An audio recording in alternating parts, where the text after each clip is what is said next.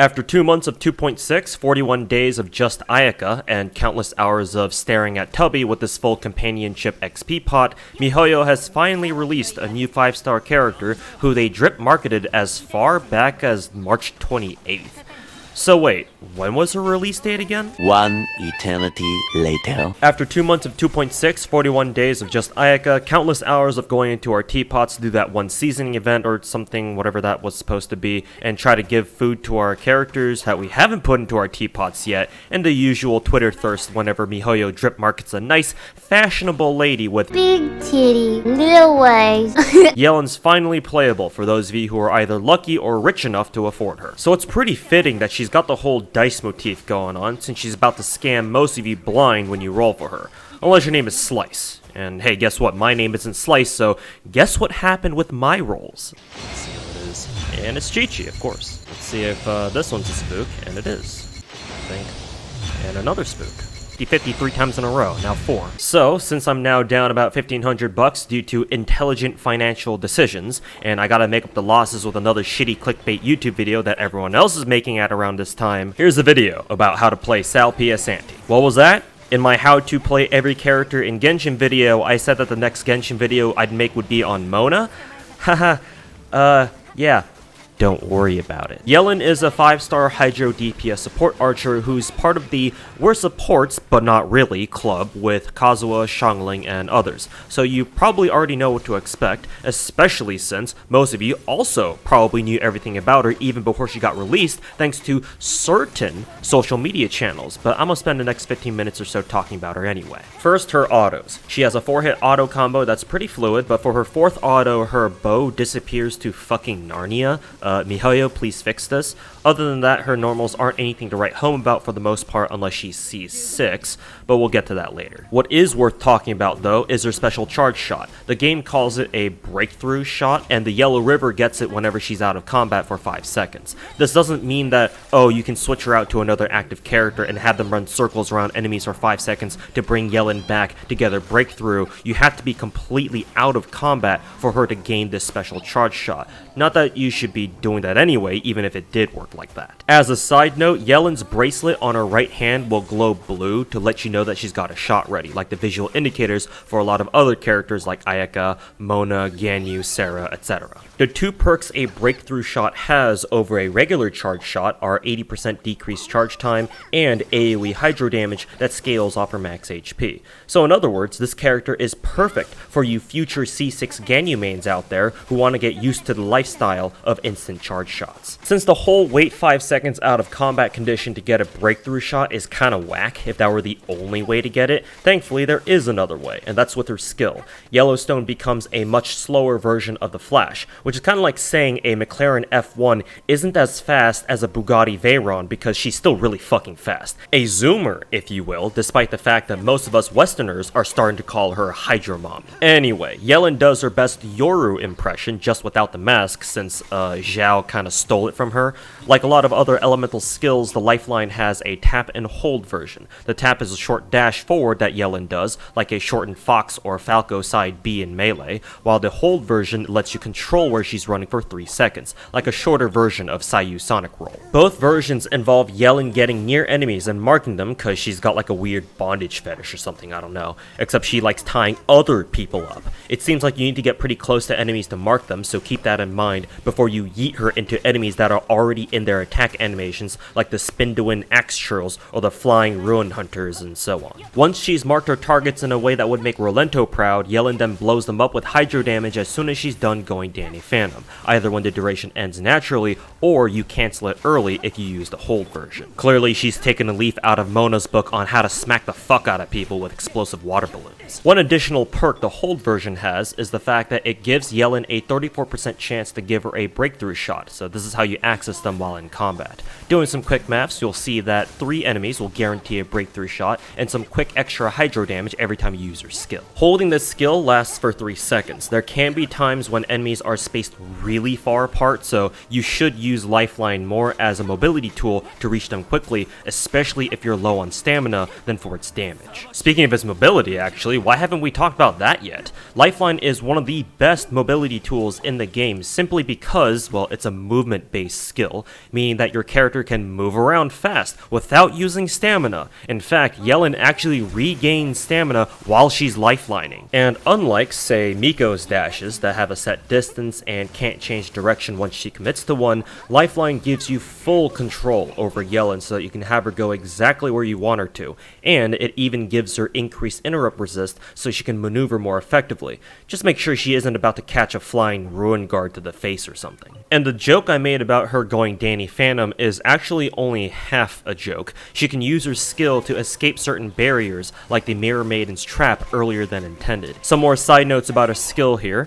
Lifeline also pulls lightweight enemies slightly towards Yelan's position when it detonates, giving her a minor CC roll. It also gives her 4 elemental particles per lifeline use, which is very nice for her 70 cost ult, especially at C1 when you can stock 2 lifelines at once, along with decent enough energy recharge. Also, certain adds that enemies can spawn unfortunately do not count as enemies that the lifeline can tag, like the Pyrolector's fire totems. And lastly, needless to say, it's another great tool for exploration stuff that lets you cover ground much faster since you can just pop it whenever you're out of stamina. Somewhere in Poland, Zofia from Rainbow Six Siege is wondering where her grenade launcher went. And now onto her ult. Old Yeller's Elemental Burst is, believe it or not, a better version of Xingqiu's ult, which means that all the Genshin meta whores right now are going full Coomer over the thought of having 2 Xingqius for their Abyss runs, one for each team. Yelan and Xingqiu's ults are comparable in most ways. They're both support damage ults that attack alongside your active character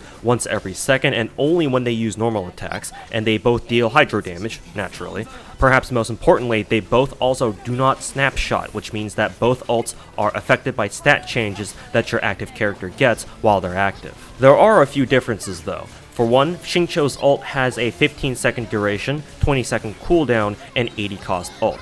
Yelan's ult, on the other hand, also has a 15-second duration but a slightly faster 18-second cooldown and only 70 cost, meaning that her ult is ultimately more spammable than Xingqiu's, assuming they both have good enough ER for maximum ult uptime. The activation of her ult itself does initial damage in a relatively small AoE around her, unlike Xingqiu's, and it also has one additional trigger condition. It'll attack whenever Yelan's lifeline triggers and blows someone up, useful after she ults if she's got a lifeline ready, so she can use it for some quick energy gain and won't waste as much ult time. Lastly, her ult staggers its shots, it looks like, while Xingqiu's ult throws its swords all at once in consistent intervals. It reminds me of how Klee's ult attacks. miHoYo might have used the same animation for both of their ults actually. Her passives are a max HP increase for herself based on how many different elements her team has, and a ramping damage buff for your active character when the ult is active, starting from 1% and increasing in 3.5% increments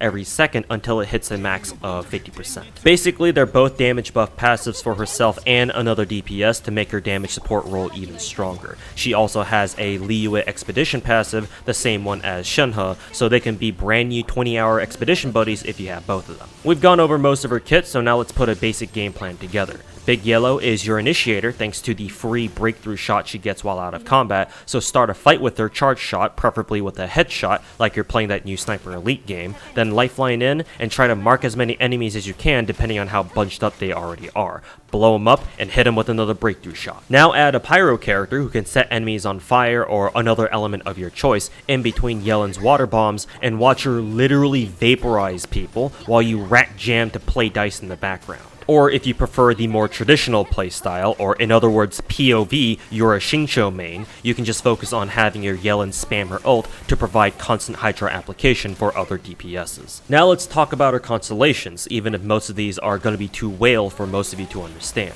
C1 should be her optimal low constellation level since an extra lifeline effectively doubles her lifeline charge shot combo burst damage and massively increases her own energy gain. Remember that each lifeline gives her 4 elemental particles, so doubling that should significantly reduce the total amount of ER that you'll need to give her. And of course, double the lifeline means double the zoom, giving you that much more mobility if that's what you need. If you can afford going even further beyond, her C2 is also good. It's a nice source of additional damage, but a well-built Yelan shouldn't have to rely on it as a major source of damage unless you have like HP substats out the ass or something. Again, if you're going for a budget optimal dice lady, then C1 in my opinion opinion, should be perfectly fine. Her C4 is both a damage increase for herself and a potentially big piece of utility, especially if you're running another DPS on your team who's using Yelan as a damage support. Since DPSs in Genshin aren't exactly stacking HP in their gear, they tend to be really squishy, so her C4 can go a long way in keeping them alive and prevent you from having to reset bad Abyss runs as often,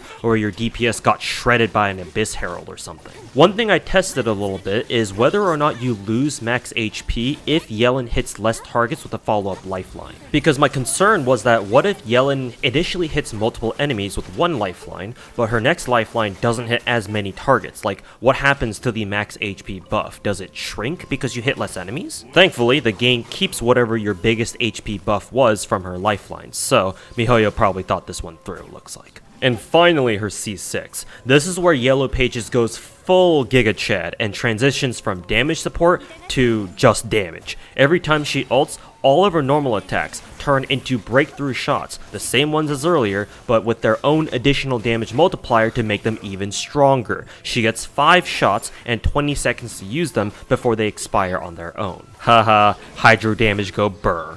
Tartaglia and Ayato who? Now let's talk gear. Yellow Jacket only scales with HP, so gearing her out should be comparatively simple. She does want a good chunk of energy recharge for her ult, but she doesn't need as much as you might think she would. In fact, my current Yelan build only has 13% ER and I can easily work with it, but to be fair, my Yelan is C6, and she does still occasionally run into bad rotations in Abyss. I'll say for now that you want a minimum of 30% ER at C0 or 20% at C1.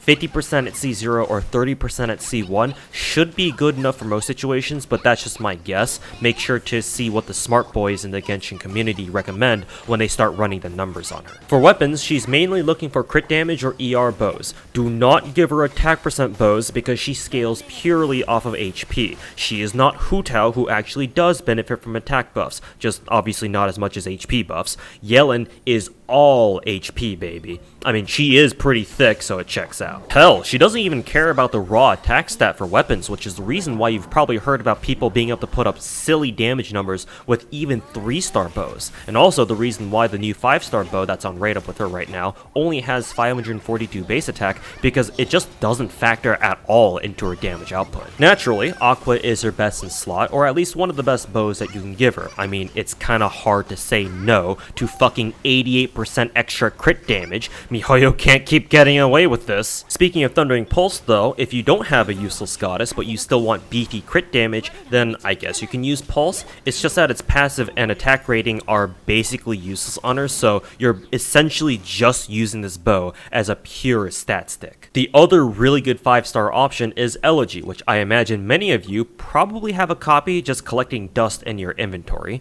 Its ER main stat, 55% at level 90, so perfect for her, and its passive is just icing on Yelan's cake to make her damage support role just that much more potent. Favonius and Sackbow are both great. Favonius has a much higher ER than Sackbow at max level, and since Yelan's ascension stat is crit rate, she's a lot more likely to have good CR, and can thus use Favonius' passive consistently for better energy gain across the entire team. Sackbow is good for people who want C1 Yelan but can't roll another copy of her for whatever reason, but if you don't care about multiple lifelines like you're on Who Wants to Be a Millionaire, then in my opinion, Favonius is better than Sackbow, and this is coming from someone who's usually a Sackbow fanboy. And if you don't have any of the above as potential weapon options, then there's no shame in giving her a 3-star bow, namely either Slingshot or Sharpshooter. What about artifacts? What does she want for those? Thankfully, she's got a good variety of options. Her best set is probably 4-piece Emblem because it gives her free ER, especially if she's running a crit damage bow,